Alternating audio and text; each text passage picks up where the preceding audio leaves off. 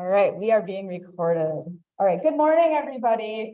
Welcome to this event. We've been looking forward to it for a long time.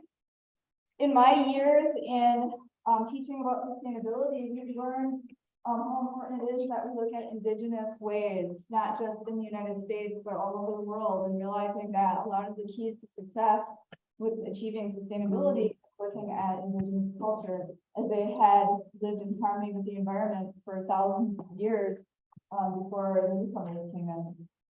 And in seeking out some indigenous friends, I'm super lucky to have met Dawn through a mutual friend, Amanda, and I've gotten to know her quite well over the past couple of months with almost daily contact. Before we begin, I would like to read this land acknowledgement. It is becoming more of a tradition now that we acknowledge the land and the people who came before us on the land. This is the land acknowledgement from W. Oshkosh. As we begin this event, we acknowledge the original inhabitants of this area, the Menominee and the Ho-Chunk Nation. This land encompasses the 3 campuses of the University of Wisconsin-Oshkosh in the Lake Winnebago region. Please take a moment to honor these ancestral grounds and celebrate the resilience and strength that all Indigenous people have shown worldwide. Okay.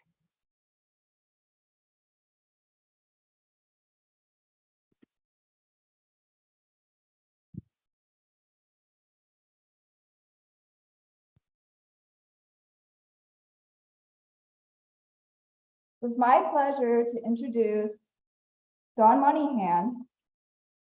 She is a wife, a mother, and a grandmother, an enrolled member of the Little River Band of Ottawa Indians.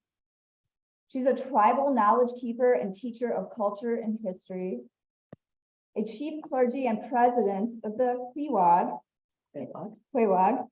Indigenous Culture Church, also known as the KIC.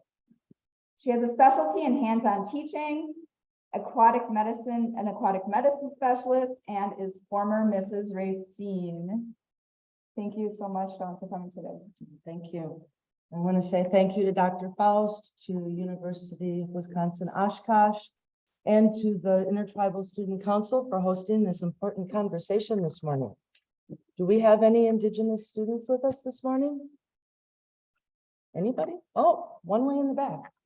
Well, come on up front. Don't be so shy. Come on up front. Maybe you can help contribute today.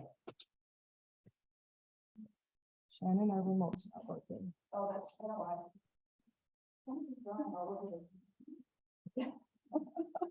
It's because I don't have it. I just gotta set this on the screen. Sorry about that. There we go. Thank Thank you. you. Mino Gigajab. Ani Boju. Dawn Moneyhan Dishnakaz. Mikanat Dodam. Ninda Ao. Juneau, Wisconsin, and the Little River Band of Ottawa Indians in Dunchaba. That is my native language of Anishinaabe, which is a dialect of Ojibwe. And what I said was, good morning, my name is Dawn Moneyhan. And my clan is Turtle Clan, and my community is Juneau, Wisconsin, and the Little River Band of Ottawa Indians. As Dr. Faust so graciously introduced, I am a tribal knowledge keeper. I'm a fire keeper. I'm a pipe carrier. I'm a musician. I'm an artist, and many, many other things. Don't want to waste a whole lot of time on introductions because we have a really important conversation to have today. You didn't have to come all the way up, but thank you. Thank you. You know, I was hoping you were going to sit here so I could see you. But I can stand over here and then I'll see you.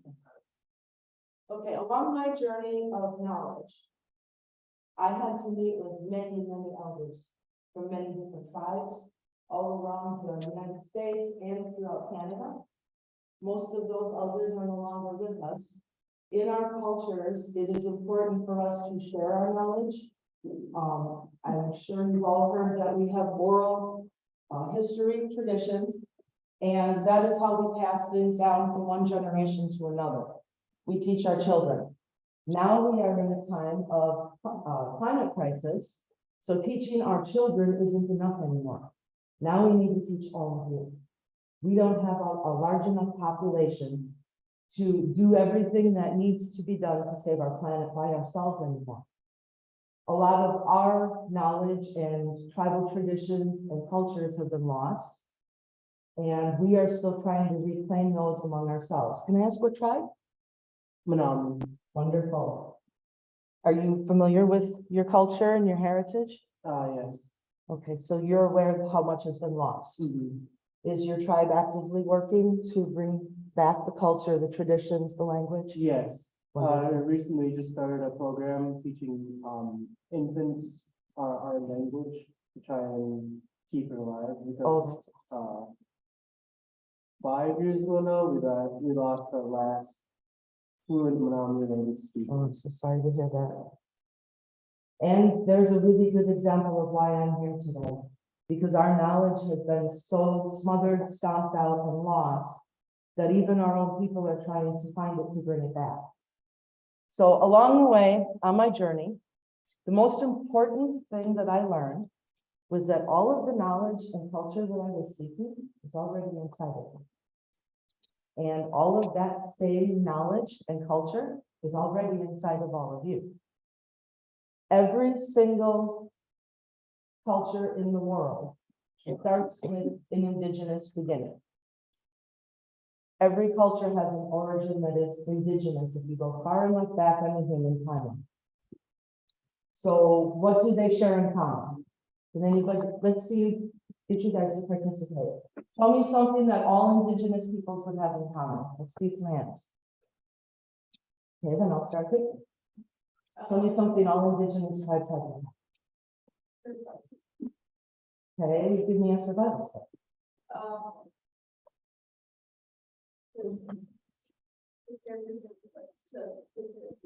Prepare food, okay?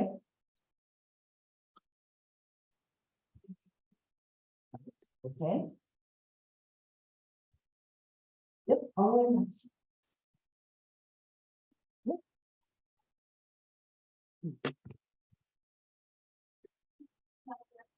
Okay.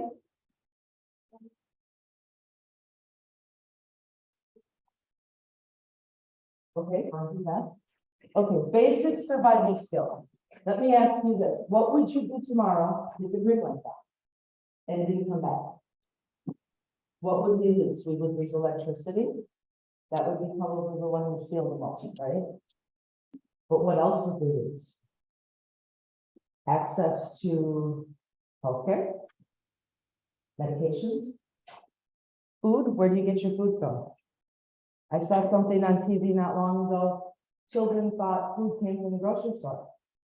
And that was its origin. Inner city children, especially who don't have access to the farmlands and the agricultural areas like we see around this area, they don't know where their food comes from. So if they can't go to the grocery store for that food, where do they get it? So basic survival skills: shelter, food, clothing. Anything else? Well, let's work on those. Okay, Native American cultures, not things. And I often hear that reference, teach me about your culture, and they separate it from the person. We're going to come back to that in another slide, but I want you to remember that. All of our tribes have environmentally based belief systems. We call it spirituality. Some people reference it as religion. When I started my church, I intended to start a camp. And we were going to be a public camp, a cultural teaching camp, so people like you could come and visit and learn from us. As I got into the IRS paperwork for the nonprofit nightmare, I discovered that there are a lot of rules about religion and public nonprofits. So I had to keep going back and going back. Where do we fit? We can't possibly teach our culture if we can't teach the spirituality. that qualifies us, according to the IRS, as religion. So we laid claim to something for the very first time.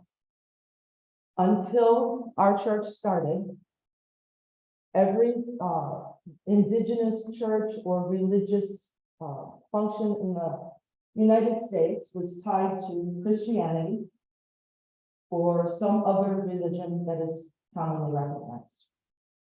So wedding ceremonies are a good example. We're not legal for just our ceremonies alone. We also had to incorporate civil ceremony or a Christian ceremony. That is no longer. We now have the ability for our ceremonies to stand alone. Why does that matter? Anybody? Well, if we're going to learn about climate change and all of the damage that's been done, we first have to learn how we got here. Native American tribes all across the country have a very similar version to something called the Seven Fires Prophecies. I'm going to encourage you to take some notes and to look up the Seven Fires Prophecies. This is going to be homework. And Dr. Faust is going to check up with you in another class to make sure that you do this. Just about every tribe has a version of the Seven Fires Prophecies, but they all read pretty similar, and the concept behind them is to tell the story of the world. More importantly, the story of our country. How the colonists showed up, what happened when they showed up, and it advances through, and we are now in the time of the seventh fire. What we do with this time in the seventh fire is going to determine whether or not the eighth and final fire gets lit. And that is where our reference to climate change comes in.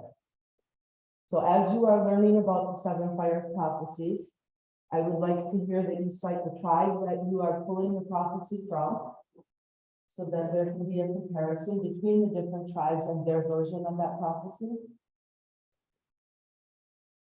And then I would like for each of you to be able to tell Dr. Faust something about how that prophecy ties into what we are looking at right now for the climate crisis. Our teachings, our way of life, our cultures, our traditions, we are taught to always prepare for the next 7 generations, because everything that we do here and now will affect the next 7 generations. So what does that actually look like? Oh, wrong button. There we go. This is somebody's family tree. This is their next 7 generations. So take a look at how many people are involved in 7 generations. What you do today, what you do here in this classroom affects the next 7 generations. What you do when you walk outside affects the next 7 generations in some way or another. So we are taught to be conscious of that as we are growing and learning to live responsibly on our planet. But in order to fully understand our connection that has been lost, all of the teachings, all of the culture, all of the history, we gotta know how and why it was lost. How did we get here? If we're going to fix something, we first have to figure out how it got broken. And that starts really with the boarding schools. Most are familiar with the reservation system. And I've heard a lot of talk about the reservation system being the start of where we are right now. Actually, it was the boarding schools. When our tribes were moved to the reservations forcefully, many lives were lost. A good portion of the entire indigenous population throughout the country was lost. They moved them to places that were foreign, without resources, things that they didn't know, were not familiar with the expectation they would not survive. But they did.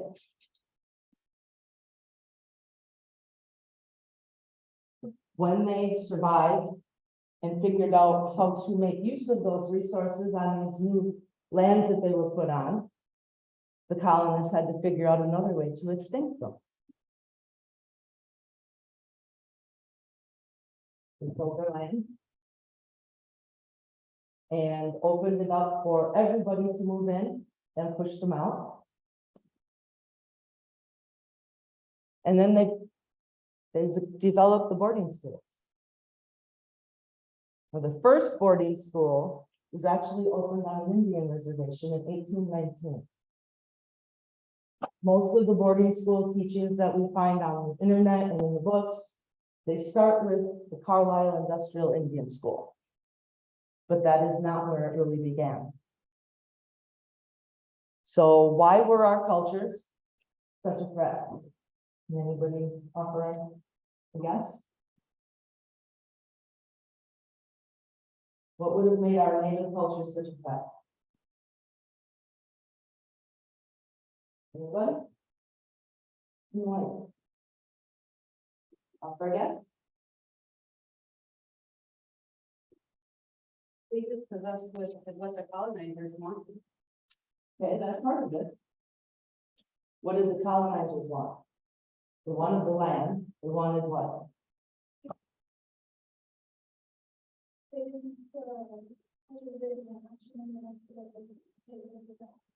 Okay, that's a good point right there. Okay, well, capitalism wasn't quite developed yet. But it came with them, you're right, so there's that. How about,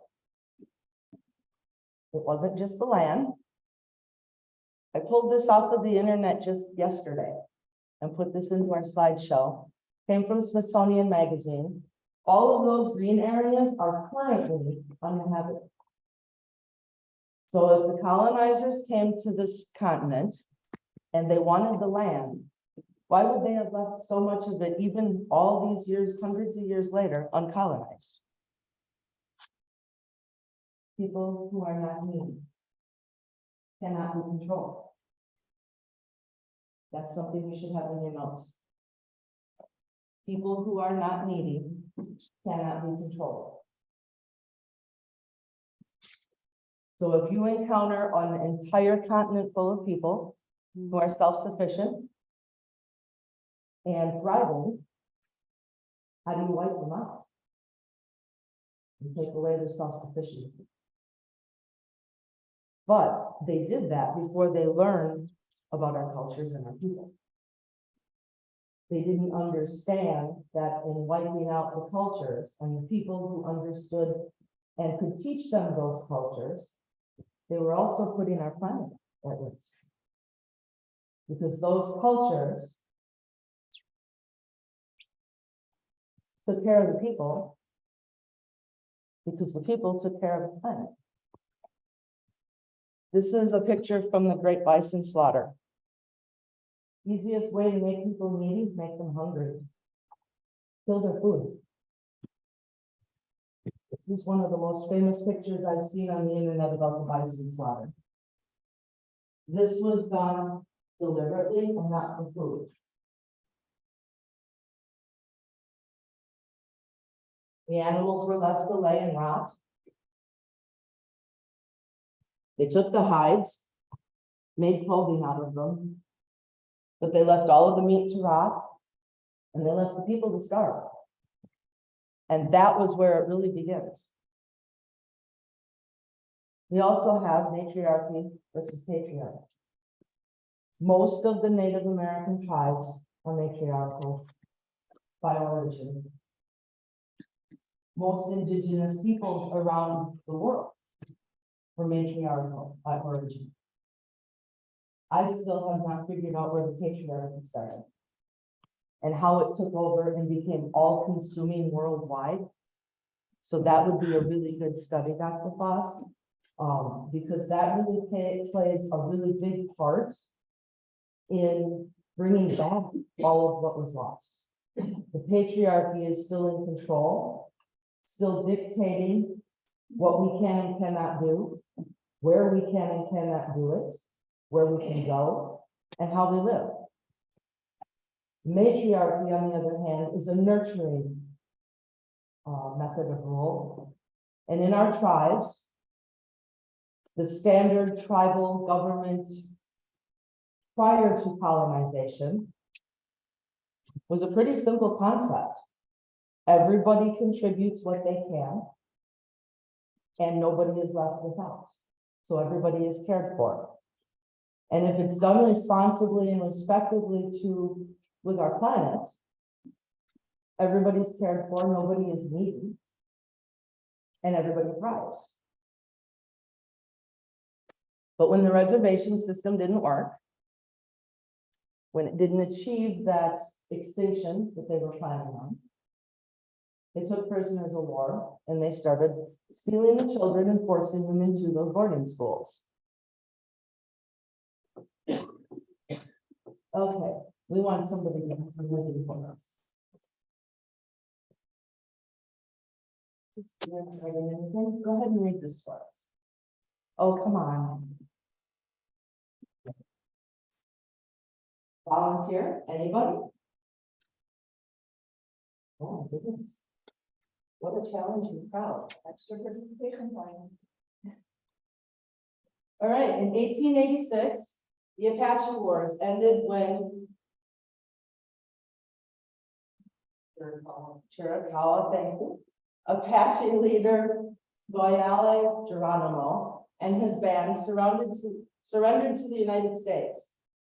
Critical for westward expansion, the U.S. Senate passed the following resolution thereafter.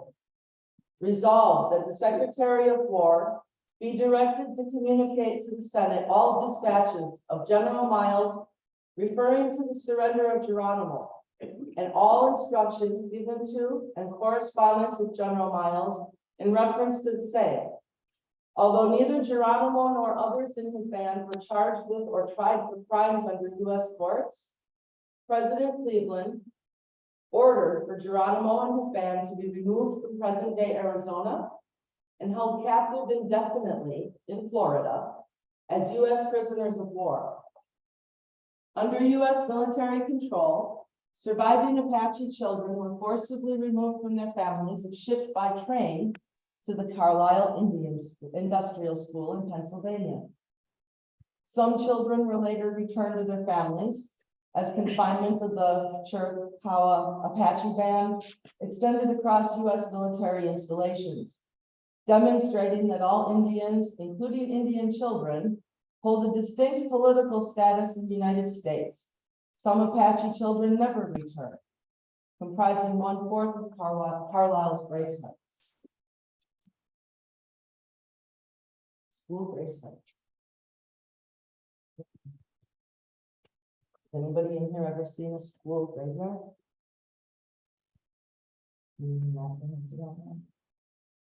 These children went to that school, most of them never came back. There's something else for you to research and look into is what happened in the school and why it happened and who was responsible. Because I think you'll find some surprises in there. Not who you probably think it is. This is what they looked like when they arrived at that school.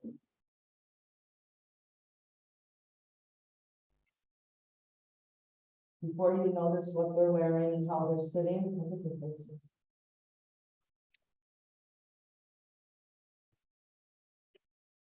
Their faces pretty much tell the entire story. Wisconsin had boarding schools. Native boarding schools. Anybody know how many?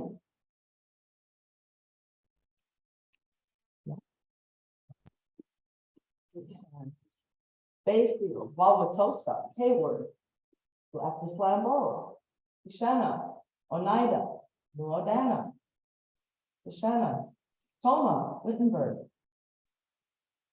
This is the boarding schools in Hayward.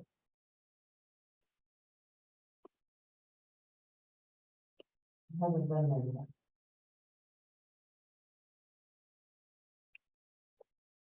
This is most of the boarding schools around the country. Now I'm going to tell you something about me that has to do with these schools. It was illegal for me to be me until I was 8 years old.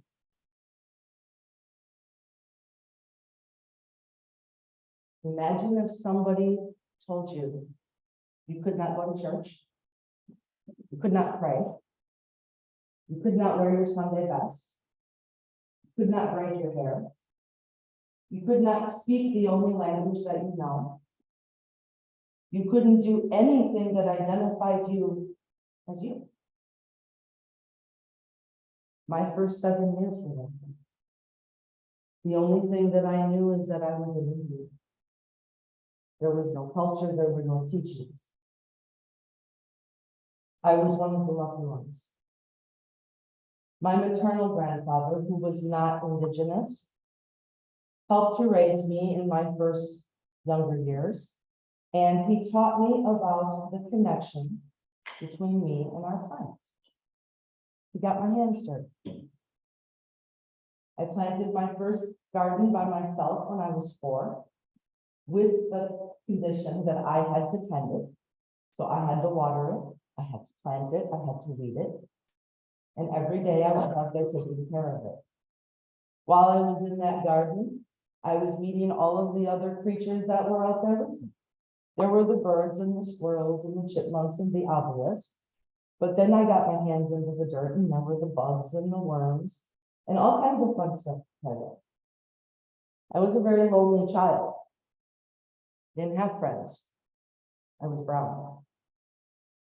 I was raised in an all-white community and brown skin, there was something wrong with that. So I needed friends. Everybody needs friends. I found my friends. They were in the gardens. They were in the fields. They were in the cemeteries, the ponds, the rivers, the streams, up in the trees. Anywhere I could find something natural, I found a friend. These schools, they beat the children for those kinds of thoughts or actions. Communing with Mother Earth, with nature, that was cultural, that was forbidden. The Lutheran Church.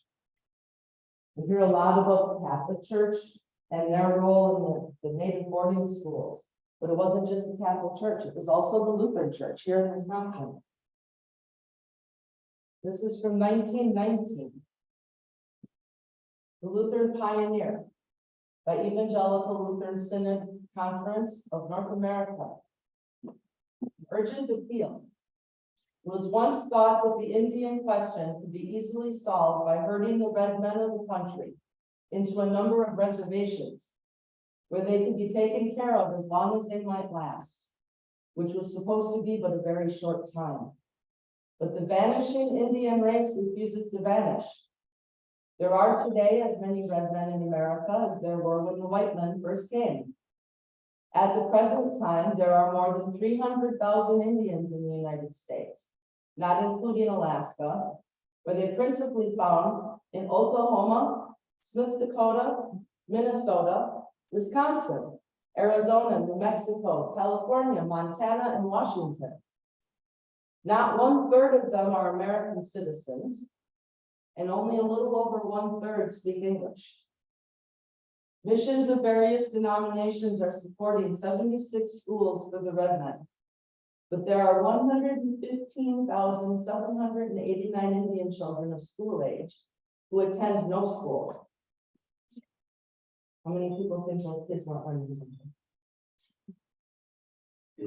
When we remember that some of the founders of our church in this country were among the pioneers to do missionary work among the red men, our Lutheran church might be expected to be doing a great part of the work. But in reality, our church is spending less than a cent a year to make the Indian a Christian. The Synodical Conference is working among the Stockbridge Indians of Wisconsin and among the Apaches of Arizona. In both fields, the workers are laying great emphasis upon the teaching of the young, which is done by means of Christian day schools, where religious instruction is a part of everyday life. Has anybody in here read the Bible? Cover to cover? All right. Not the only one.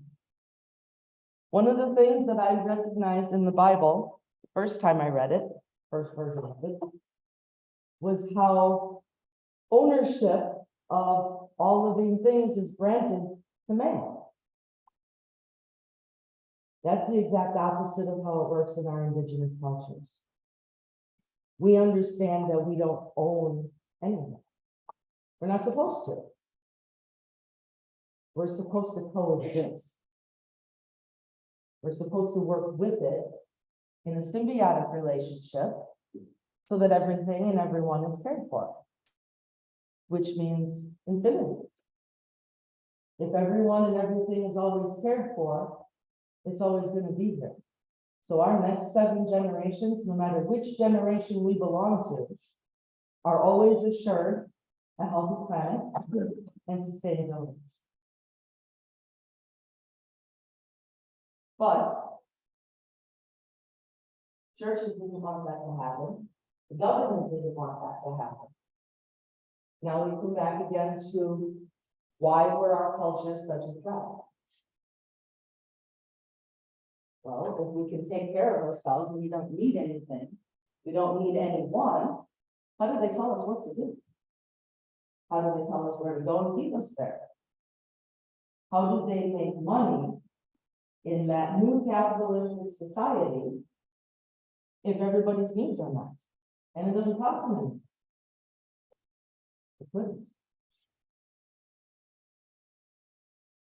This is part of my childhood. I had long hair till I was 9. And like happened in the boarding schools, my non-Indigenous mother took me to her hairdresser friend and had all of my hair cut off. And that really changed my life. At the time it happened, I didn't quite understand why I felt so empty, why I felt lost without my hair. And I never grew back. I had too many health problems and nobody could have known, but it never grew back. Our long hair, our men and our women both wear that. It is a connection to our Mother Earth. And we braid it the way we braid our sweetgrass. It's sacred.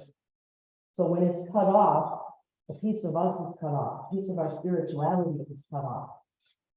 So I suffered that same fate. Some of the things the nicer things that I was called as I was growing up, I was different, a freak, strange. What I really was lonely. Nobody wanted to be too close to brown skin. That wasn't welcome. It wasn't wanted. But I never understood why. Because that was all illegal. Nobody could tell me. Nobody could tell me anything about where I came from, who I came from, or how my family got here, because that was illegal, just to talk about it. And while I was growing up, this was happening. Imagine trying to breathe in there. A lot of people complained for 3 years about wearing a mask. Imagine not wearing a mask. This is where we're headed. When I was a kid, we used to see stuff like this on TV commercials. I'm 53 now. I don't have to see it on a TV commercial anymore because now I can just go outside and see it for real.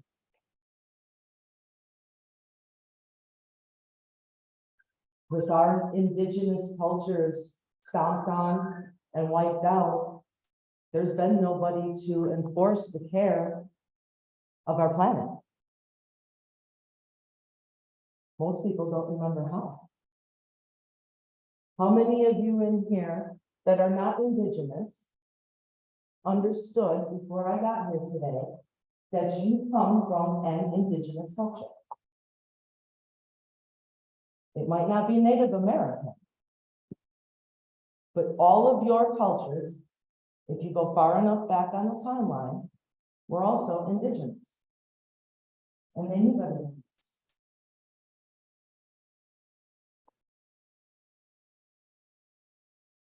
This is what we're facing right now, climate change.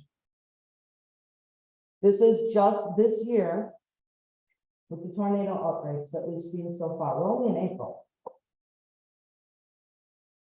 Tornado season in Wisconsin hasn't even started yet. Active wildfires since September. Had a vision once years ago. I've had it repeatedly over the years. I don't remember the whole thing, but when I wake up, the same phrase is in my head every time. America is burning. And when I looked for this information the other day, what do we see here? We're on fire. So what are we going to do about it? While we are reclaiming our Native American cultures, traditions, spirituality, and ways of life, we also need to reclaim our connection with our planet. Because if we don't start taking care of her, we're not going to have her. And without her, we can't be here. So we need to reclaim indigenous cultures and traditions, not just Native American, but indigenous. So each and every single one of you, whatever your heritage, look back on the timeline until you get to your indigenous origins and start studying, because those are the things that you need to reconnect with. So indigenous cultures are not things. It's who we are. We are our cultures. Our cultures are us. It's how we live our lives, how we treat each other, and most importantly, how we treat our planet. All of our indigenous cultures teach us to live responsibly. Yeah. Yeah. 7 grandfather teachings. This is a foundation, again, for most of the tribes in North America, and that includes Canada. If we live our lives by these simple teachings, everything that we need is there. All of the bad stuff that's happening around us, there's no room for it. These 7 teachings by themselves tell us exactly what to do to take care of our planet and each other and ourselves. There's no room in there for hate. There's no room in there for pollution, for disrespect. If we apply these 7 teachings to everything that we do, we can change the world quickly.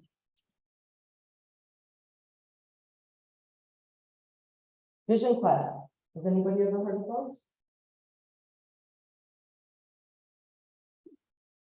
This is something that most of our tribes did with their children before colonization. And even after the reservations were established, it was still practiced. By the time we get to the boarding schools, this is eliminated. This is considered child abuse. Our elders, our ancestors understood that we needed to teach the most impressionable among us, which is our children. And the easiest way to teach them that connection to Mother Earth is to put them into her hands. So we send them out and they have themselves and our planet. And they have to survive that without adults, without help. And when they return, they understand they cannot survive without our planet. When they needed to be warm, they started a fire. What did they use for fuel? When they needed shelter, they built their own shelter. What did they use for materials? When they needed to eat, they found food. If they needed to prepare it, again, they went to fire. They went to water. They had to find these things on their own. And it was the experience of finding these things that help teach them to respect and appreciate each of these things. Because until they did that, they went without. So they were hungry and they were cold. And they were very alone and very afraid. To conquer that, they had to connect to our planet. We can all reconnect. Every single one of us has an opportunity every single day to reconnect. Rule of thumb in our Native American cultures, and this spans all of them. I have not met one yet that does not practice and teach what you see on the screen here. We take what we need, but only what we need. And when we give back, we always give back more than what we took. Does anybody know why we give back more? Yes. Oh my goodness, we are gonna have to write some fires on these things. So that our natural resources can be sustainable.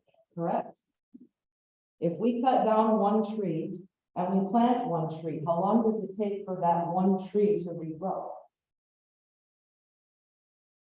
We cut down one tree, we plant 5 trees, so that when the next person cuts down one tree, there are still 4 left.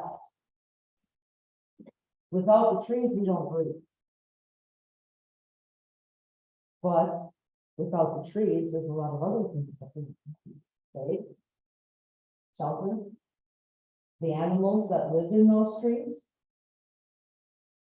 Funny story for you. 3 years ago, my city came by and cut down my pear tree. It's the only shade tree for my house. I went on a 6-month battle with the city, only to find out that I was powerless, and that the politicians locally thought that was funny. I don't know anything about your cultures, but I don't care. That's what I was told. And they put in a sidewalk. They told me, other than the sidewalk assessment that they were charging me for almost $5,000, that was my consequence to the whole thing, and it would all be done and over with, and it would all be okay. That wasn't the only consequence. Being the only shade tree for my house, which faces east, as soon as we get to about March, and the sun starts to warm up when it comes up every morning, it shines on my bedroom now.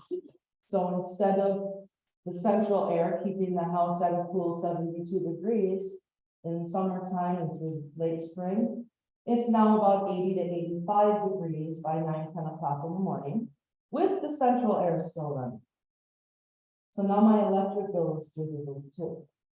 So now we're wasting resources. There's nothing I can do to cool that off. That was just one consequence. All of the animals that lived in that tree, they're gone.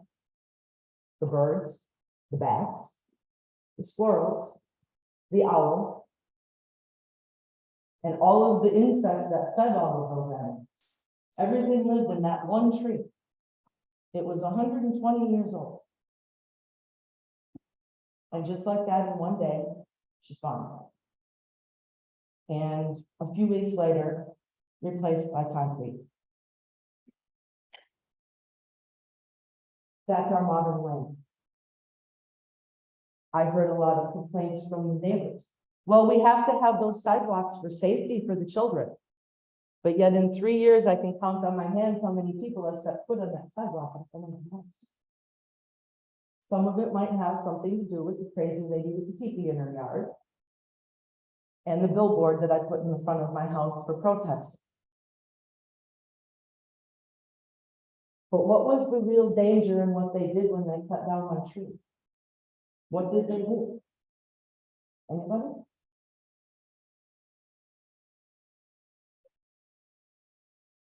Yeah. They removed my connection. That was a special tree. When I put my hands on that tree, I could feel her. That was a living, breathing being. And then they added to climate change. They made it worse. So what do we have for natural resources? We have the trees. Name some more natural resources for me. Okay. We go outside. We walk around. Think of something natural that you can pick up and you can use it for something. What did you pick up?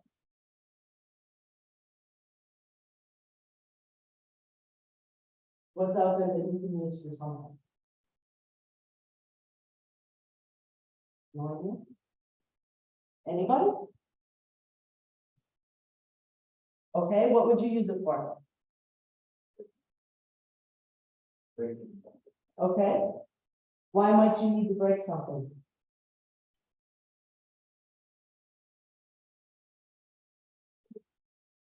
Okay, good. Wood for a fire. How about breaking open a nut for food? Would do that. Okay, there we go. Now we're getting some stuff over here. Anybody else? Natural resources. What do you got? You got it. What would you use it for? Okay, what else would you use it for? Anybody else have another use for soil besides planting? How about mosquito bites? Sunburn? Our ancestors didn't walk around with sunburn. Not all of our ancestors were dark skinned. Why not? Because they used their resources. They knew what was around them. They were familiar with that planet that they lived on. Because she was living and breathing beneath them and around them. And they understood that they had a responsibility to take care of her so that she could take care of them. We're all connected. Every single one of us is connected. Not just with each other and our species, but with everything. Somehow or other, we are all connected to every other living being on our planet. And those living beings come in forms that you might not recognize right away. So when you go outside later today, take 5 minutes, pause, and look around. And take just that minute to realize how many things out there are living and breathing that you are personally connected to.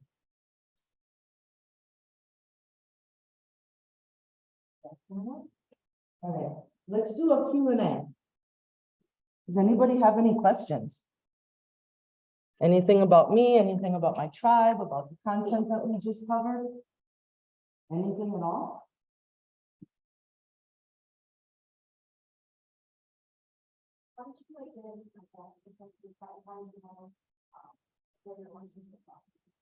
Very good question. Okay, in case anybody didn't hear that, she asked, how did I find my tribe and learn about my origins? It took my family 30 years to track down the paperwork that was necessary to prove who we were, who our ancestors and relatives were back a number of generations. And then we had to apply for enrollment to our tribe. And the first couple of times we were rejected because we were missing a piece of paper for this or missing a piece of paper for that person, or we couldn't positively identify or prove a certain person. So we had to go and find some more paperwork. We are the only culture in the entire country that has to prove who we are to lay claim to it. I cannot legally stand here and tell you that I am Native American and that my artwork is authentic unless I am enrolled with my tribe. Now, the boarding schools that we talked about earlier, those served a number of purposes. They didn't just take the culture out of the children. They taught them the European way. and then encourage them to marry outside of their own people. Has anybody here heard of the word blood quantum? Yep, I know you'll know it. Anybody else ever heard of blood quantum? That's how they measure us. How much Native American are you? You have to be a minimum of 25% to be a legal Native American. Remind me of the next slideshow that I put together. I want to put the blood quantum in there for the students. I mapped it out so that we could see a visual of what that really looks like and how quickly it gets better. My father was half Native American. My mother was not at all. That makes me 1/4 Native American. So even though I am living my culture, studying the traditions, practicing the ceremony, and teaching it to my children and my grandchildren, my children cannot claim being Native American. They cannot access the same things that I can for our ceremonies. Eagle feathers. Those are one of the biggest ceremonial objects that we have in all of our native cultures. Highly recognized by the rest of the world because we're the only people in the country that are legally allowed to possess them without an actual permit. And those permits are really difficult to get. It's our national bird. My children cannot use my eagle feather to smudge because they cannot be enrolled because they are not enough Native American.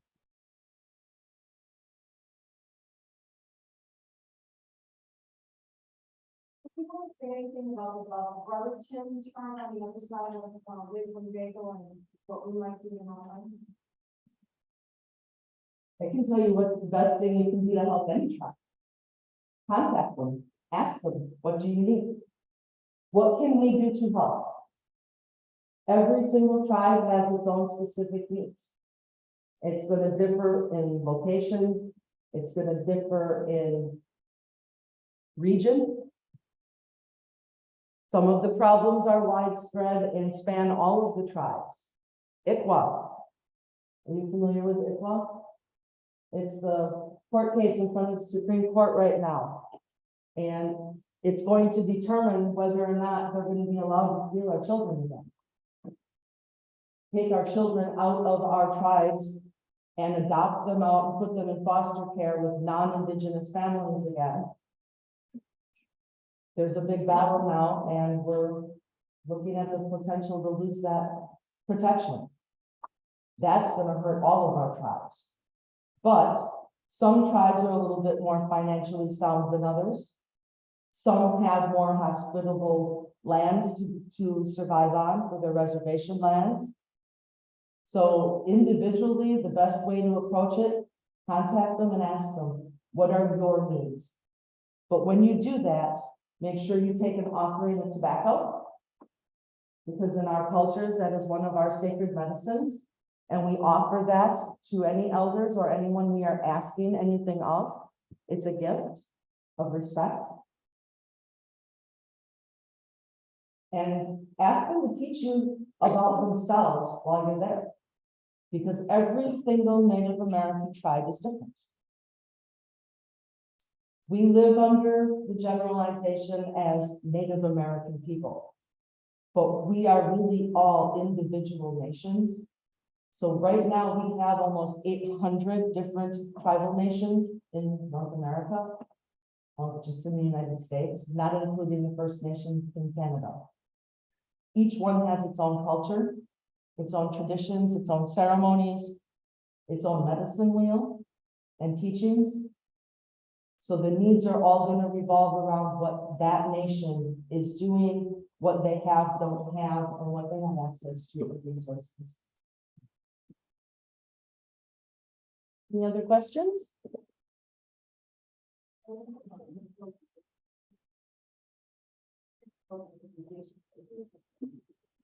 Oh, that's a hard one. That's a real hard one. That's because most of the books are whitewashed.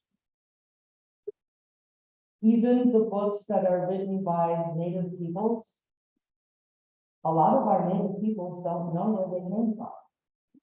They don't know the original ancestral cultures and ceremonies, informations from prior to colonization.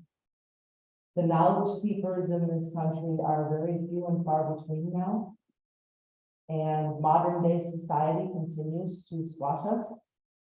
Makes it really difficult because nobody has an interest in what we have to say. That's one of the challenges that my church has faced for the past 2 years. We've tried community projects, we've tried team projects.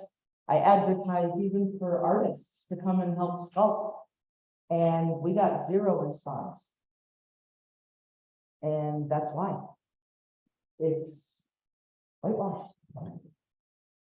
So the best thing I can offer, try and actually make contact with Native elders. Get them to talk. It's something that we've been trying to do for a generation at least now. To tell us what they remember, if anything, what they know of our original knowledge. A lot of them are still afraid to tell us. They believe they're protecting us because it's illegal. And because when they teach us, bad things tend to happen to us. One of those bad things would be cultural appropriation. Teach somebody about our war bonnets, and then all of a sudden we see beaches full of college-age students running around in Florida with war bonnets. That would be like taking the hat off of a pope, putting it on your head and running around on the beach and going, our war bonnets pretty much the same kind of symbol. And when you ask somebody about it, even if they are Native or if they've written a book, ask them where they're getting their information. That's the question not enough people are asking me. That's my favorite question to ask. Where do you get your information?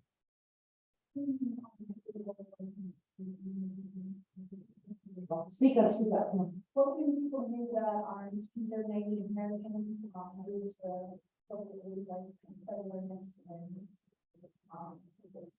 happiness? Number one and foremost, exactly what you're all doing right now. You're paying attention, you're respectful, and you're learning. You're asking questions. That's the best thing any of you can do. The other thing, reconnect. Reconnect yourselves to our planet. Respect our planet. And in doing so, you help us to bring all of that back. You help us to revive what's been lost among our own. And you help us to get that ripple effect going so that the rest of the world learns the same things. It's like I said earlier, we can't do this alone. We are 2.9% of the population in the United States right now. That's not very much. 2.9% of the United States population is not enough to save the entire world. So practice it. Get curious. Explore.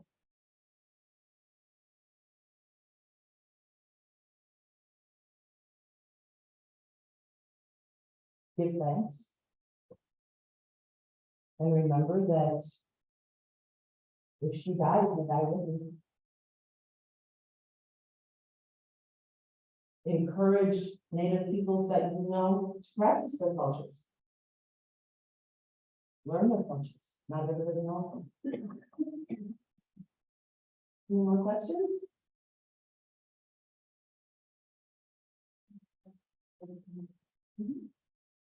So, as an example, there was an event a couple of weeks ago, I don't know if it was online community. There was an event a couple of weeks ago for the Menominee Reservation, and I got to see Sheena Falls. That's where the Wolf River, goes through Shawano, actually, it's coming down. And at Shawano, there's a big Shawano Dam. The sturgeon can no longer make it up to Sheena Falls because they're ancestral spawning grounds. The Menominee are very closely tied, relying on the sturgeon. And as I was talking to the students that are working in archaeology, I was asking them if they had looked into the fish passages so that the sturgeon can make it around the dam. And just giving encouragement like that, trying to find ways for them to reconnect with culture. Right now, the DNR every year gives them a gift, brings the sturgeon over Shawnee and up to Kashina Falls to them as a gift. And some of those sturgeon then are used for other traditional ceremonies. But attending events like powwows and when I connect, I think is a good way. And opening up that conversation, as Dawn mentioned, what do you need and getting to understand the culture. If they could find a way to get the sturgeon to come on their own again, that would be wonderful. That would be beautiful. Thank you for that. One other thing that came to mind while Dr. Faust was talking. Politics. Get some. In a hurry. The things that are stopping us from reclaiming our planet and our self-sustainability, it all really is founded in politics. Other people telling us what we can and cannot do in our own lives, in our own homes, where we can and cannot exist, how we can and cannot exist. How many of you in here like money? Or the concept of money? Anybody? Okay. I hate it. You know why? Because it forces me to do things I don't want to do, to have things that I don't need and don't want, because somebody else says you gotta have that. And the only way to get it is with money. So what do I have to do to get money? Well, let's see, I'm 53 years old. I don't have a high school diploma. I have a physical disability. I have brown skin. And I'm female. I'm about here on the totem pole. There is no money. So how do I live? Well, our society, our politicians tell me I shouldn't be allowed to live because I don't have any money. That means I shouldn't be able to eat. I shouldn't have a place to sleep. I shouldn't have shelter. I shouldn't have heat. I shouldn't be able to cool down in the summertime because all of those things in today's society cost money. So if I can't go out and make enough money, I do without. Or do I? How many of you think that I'm doing without all of those things? You would be right. On paper, my family budget doesn't make any sense. Years ago, my husband and I filed for bankruptcy. And part of the requirement for that bankruptcy is credit counseling. And I spent about 3 weeks arguing with a credit counselor who told me that I should be living in a cardboard box because my budget made no sense. Entertainment, zero. Any extra activity, zero. When asked what I do for entertainment, I told them I do. I do the work that I need for the things that I need to survive. I enjoy chopping wood so that I can start a fire to get warm. It's good exercise. And it puts me in touch with my planet. And it reminds me that surviving is work. It's supposed to be. That's how we appreciate it. If I want to eat and I set a trap, I can catch food. But in order to eat it, I first have to skin it and clean it and cut it and prepare it. It's work. And that's the part that a lot of people today don't want to do. So the alternative is money.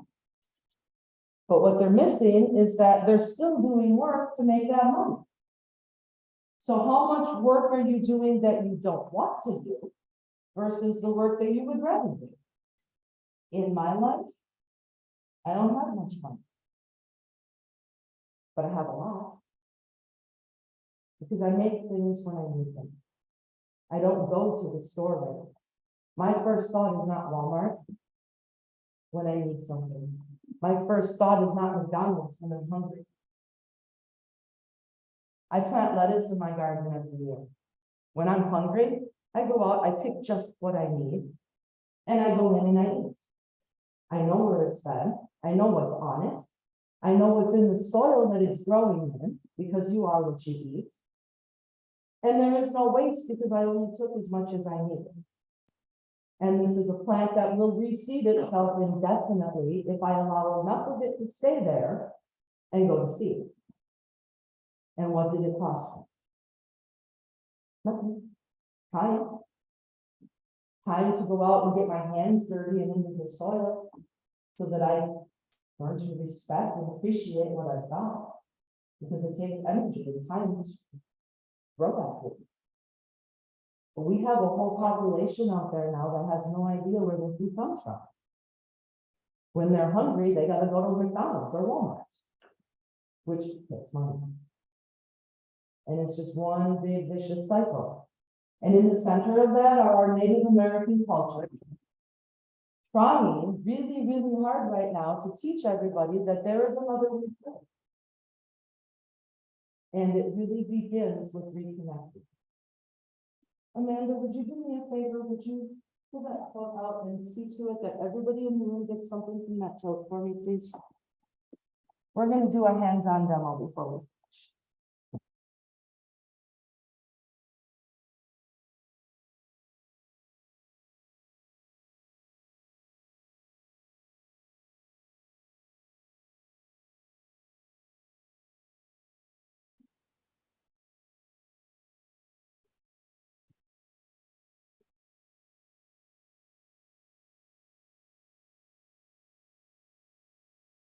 That's fine. That's fine. As long as everybody gets something.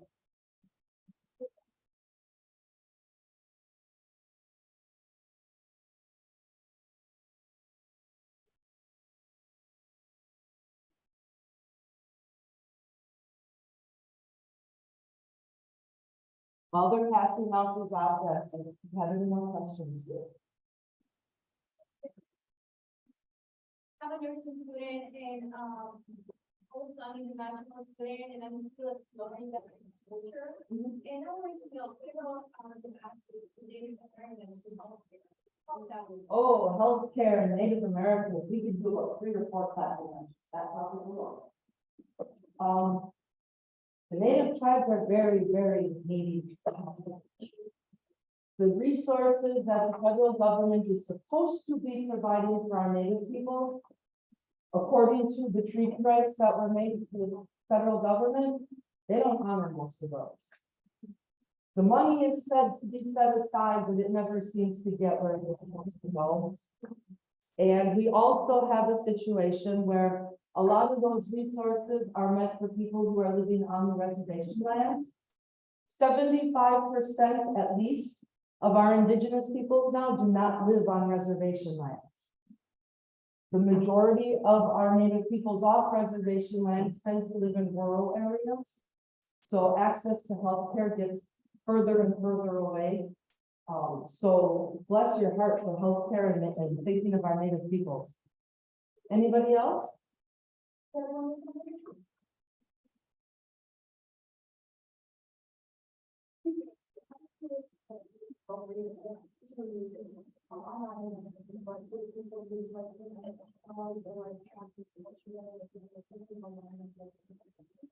Yeah, each individual tribe is its own nation and has their own way of doing things. So when we find a tribe of somebody, you meet somebody from a tribe, the best way to do it is to ask. Ask them to teach you, ask them to show you and explain to you. We can do something about cultural appropriation if you'd like. At some point soon. I think that would be helpful. There is a right way and a wrong way. Running around on a beach with war bonnets on your head, obviously not the right way. But attending a powwow and listening, learning, waiting until you're invited to participate in the dancing, asking them to show you what to do for the dance. Things like that, that's acceptable. walking around and making goofy sounds and dancing in circles and stuff, someplace in a park or pretending to be, that's not appropriate. I guess the easiest way to judge, how would you expect somebody to treat you and your culture? Be respectful. And when in doubt, always ask. Pretty simple concept, but you know, it seems to be foreign nowadays. The only stupid question is the one nobody answers. Hey, does everybody have their own? Okay, Amanda, could you dim the lights for us, please?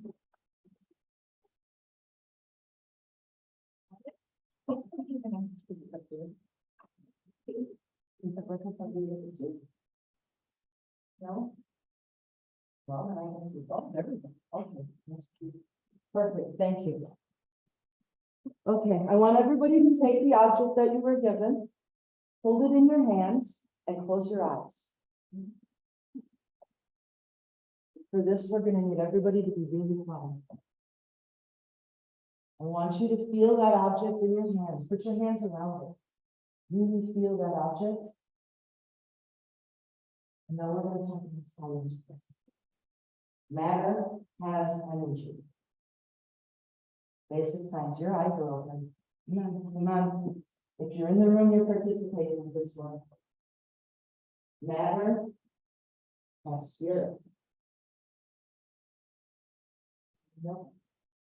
Because spirit has energy. Matter has energy. Spirit has energy. Matter has spirit.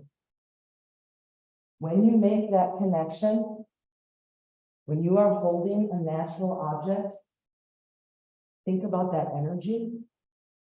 That's life. That's the life source in all of us. When you feel it, you feel it.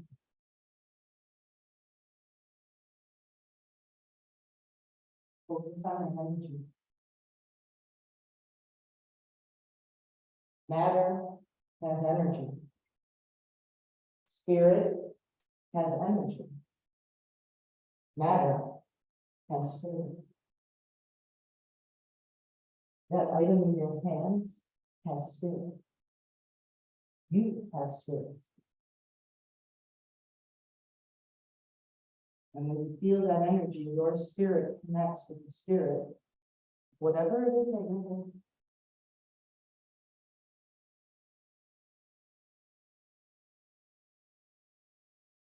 All at once. By show of hands, did anybody feel that feeling?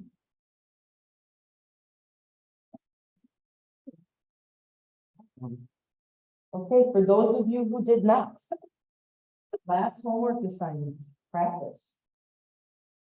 I want all of you to keep these items. And I want you to take that couple of minutes, once a day, twice a day, whenever you can. Just hold it in your hand and close your eyes. Talk to yourself.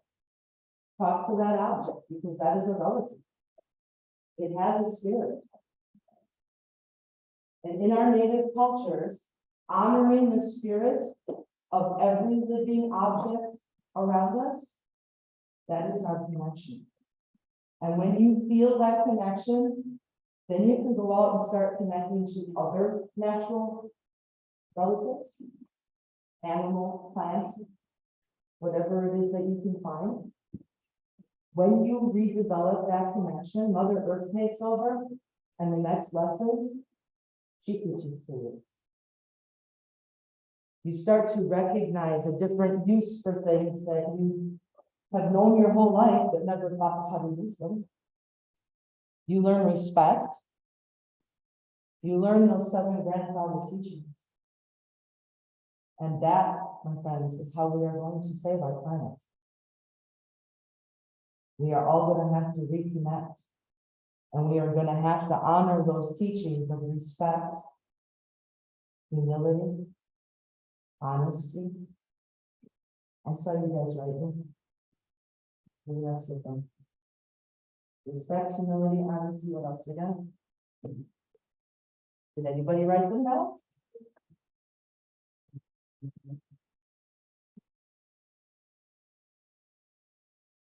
It all ends with love.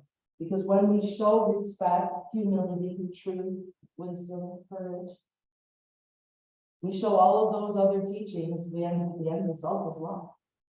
Love for ourselves, love for each other, and love for all of our relatives all around us on our planet. And that is really the final goal.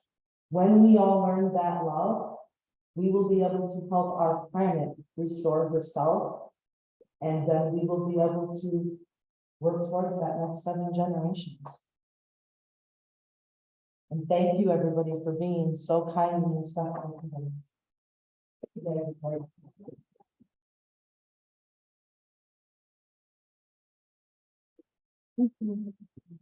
Before you leave today, please fill out the survey that is, you should be able to find through the QR code. This is the sign in and sign up. We really appreciate your feedback, and we hope to have more events like this in the future. I also want to put a plug in. There is a really good Indigenous book, Braiding Sweet Grass, written by Native American Robin Baltimore, and he may be the keynote speaker next spring here on campus. She's very famous, and it will be a huge event.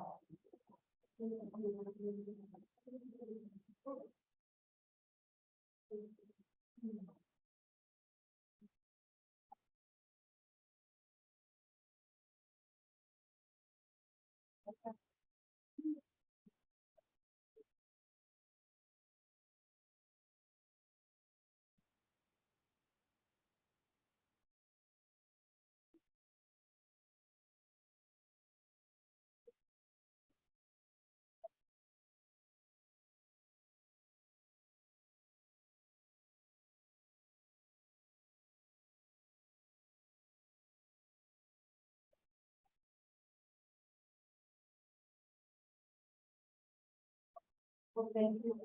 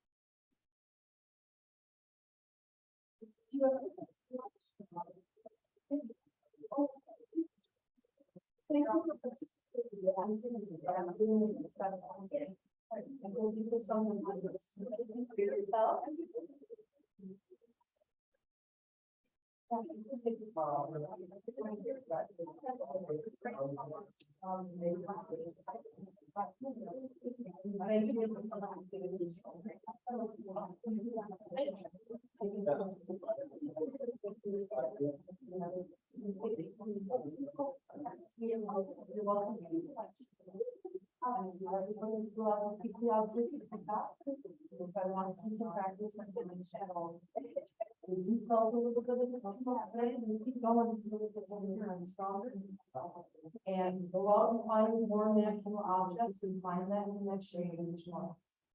That's the secret.